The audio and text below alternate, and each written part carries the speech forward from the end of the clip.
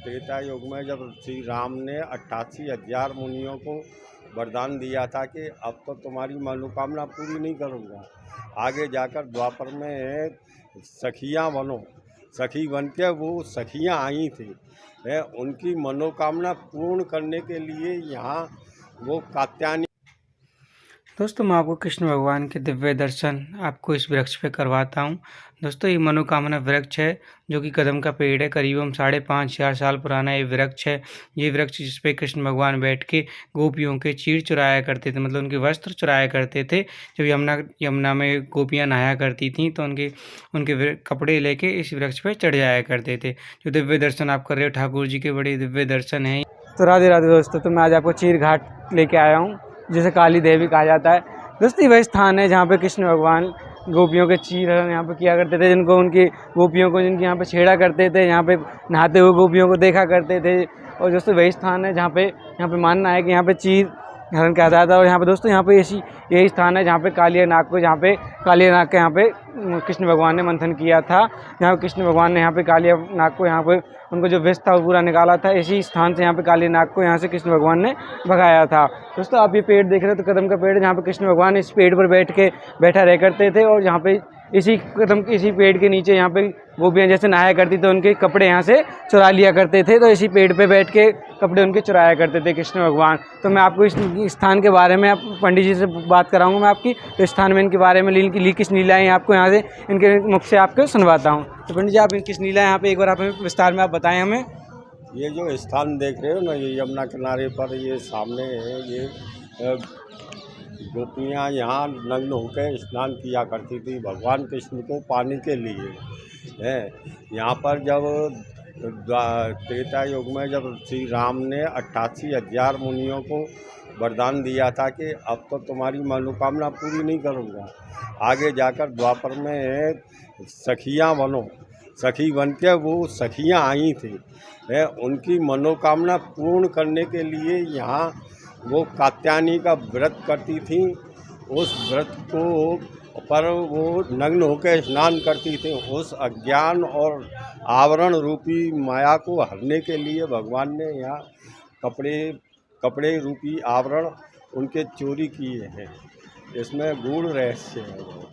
इसको जो है ये मनोकामना वाला वृक्ष बोला जाता है। काली घाट भी इसी कहा जाता है। हाँ है? मनोकामना वाला वृक्ष है। ये मनोकामना पूरी की है भगवान ने 16,108 गोपियों की। तो बाबा यहाँ पे कालिया नाग देवी इसे ही कहा जाता है जहाँ पे कालिया नाग को यहाँ से कृष्ण भगवान ने भगाया था।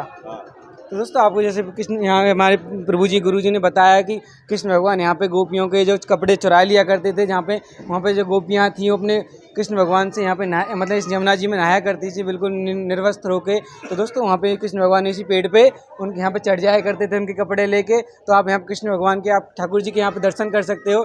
ये वृक्ष करीबन 5,000 वर्ष उसी पुराना वृक्ष है प्रभु जी, 5,500 साल पुराना वृक्ष आप ये देख सकते हो जिसमें कृष्ण भगवान बैठे हुए थे। दोस्तों ये वही वृक्ष है जिसमें कृष्ण भगवान यहाँ पे गोपियों के कपड़े लेके यहाँ पे ऊपर चढ़ जाया करते थे और गोपियों को सताया करते थे कृष्ण भगवान। दोस्तों यमुना जी तट पे जैसे चीर घाट कहा जाता है, तो यहाँ पे ऐसी मान्यता है कि यहाँ पे महिलाएं यहाँ पे चीर कृष्ण यहाँ पे चढ़ाती हैं, ऐसी मान्यता यहाँ पे चली आ रही है। तो आप ये वृक्ष देख रहे हो करीबन 5,500 पुराना वृक्ष है। आप ऐसे कैसे यहाँ पे देख सकते हो। दोस्तों बहुत बड़ी बात है कि आज के समय में भी यहाँ पे 5,500 वर्ष पुराना ये वृक्ष यहाँ पे टिका हुआ है। दोस्तों आप यमुना जी देख रहे हो तो यहाँ पे कालिया नाग था जो यहाँ पे आके जो कृष्ण भगवान को मारने आया था। तो इसी तट पे आया था जो कृष्ण भगवान ने उसे देख लिया था और यहाँ पे उनका मंथन किया था। उसने यहाँ से कृष्ण भगवान ने काली नाग को भगाया था। उनके ऊपर सारा विष हर के पूरा विष उनका कृष्ण भगवान ने हर लिया था। उनकी जो मतलब नागिन थी जो कृष्ण भगवान की काली नाग की पत्नी थी, उनके विनम्र निवेदन पे काली नाग को छोड़ दिया था कृष्ण भगवान ने, उनका पूरा विष हर के। दोस्तों यही वो तट है जहाँ इसे काली देवी कहा जाता है। दोस्तों तो हम चलेंगे कालिया नाग के मंदिर में जहाँ कृष्ण भगवान ने कालिया नाग को यहाँ से भगाया था, उसका पूरा विष हर के। तो आप ये भी सामने में देख रहे हो, यहाँ पे कालिया नाग का मंदिर है। तो मैं अंदर चल के आपको यहाँ पे दर्शन कराता हूँ। आप सामने देख सकते हो कालिया नाग यहाँ की प्रतिमा बनी हुई है। तो मैं पंडित जी से यहाँ से विनम्र निवेदन करता हूँ कि कालिया नाग के बारे में जो कृष्ण भगवान की जो लीलाएं थी वो आपको यहाँ पे कालिया नाग के बारे में विस्तार से बताएंगे। राधे राधे महाराज। तो आप एक बार यहाँ पे काली नाग के बारे में यहाँ बताइए, कृष्ण भगवान ने किस प्रकार इनका यहाँ से भगाया था, किस प्रकार इनका विष हरा था।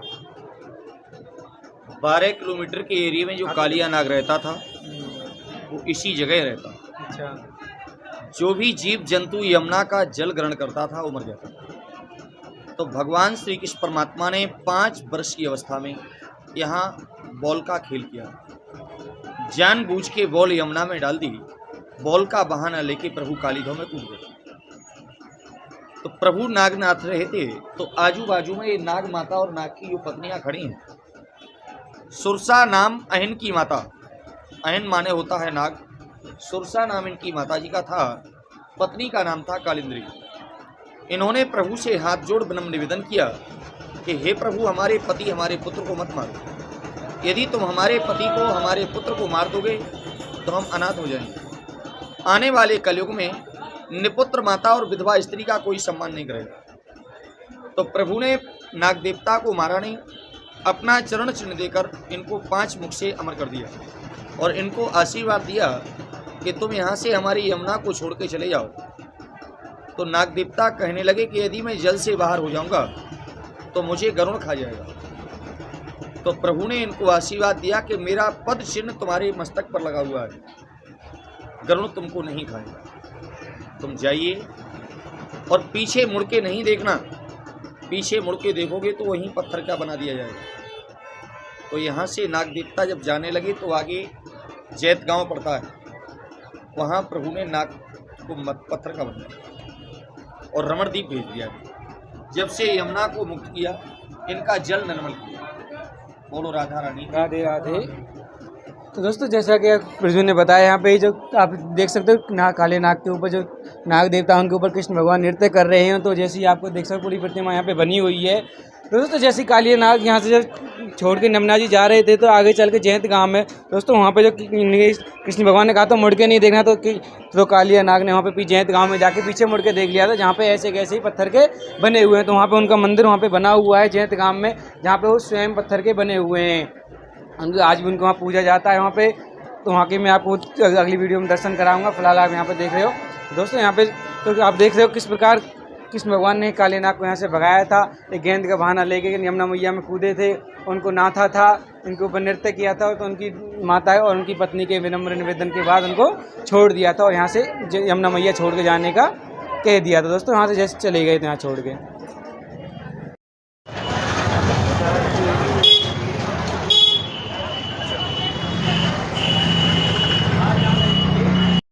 अब ये घाट देख रहे हो, यही वही स्थान है, यहीं से श्री कृष्ण भगवान ने काली नाग को भगाया था। इसी घाट से यहाँ पे काली नाग को इसी घाट पे मंथन किया था उन्होंने, कृष्ण भगवान ने नाथा था इसी घाट पे। यहीं से कृष्ण भगवान ने काली नाग को यहाँ से जाने के लिए कहा। दोस्तों, इसी स्थान पे पूरा विश्व कृष्ण भगवान ने उनका हर लिया था। यही घाट के दर्शन, आपको दिव्य दर्शन आप इस घाट के कर रहे हो।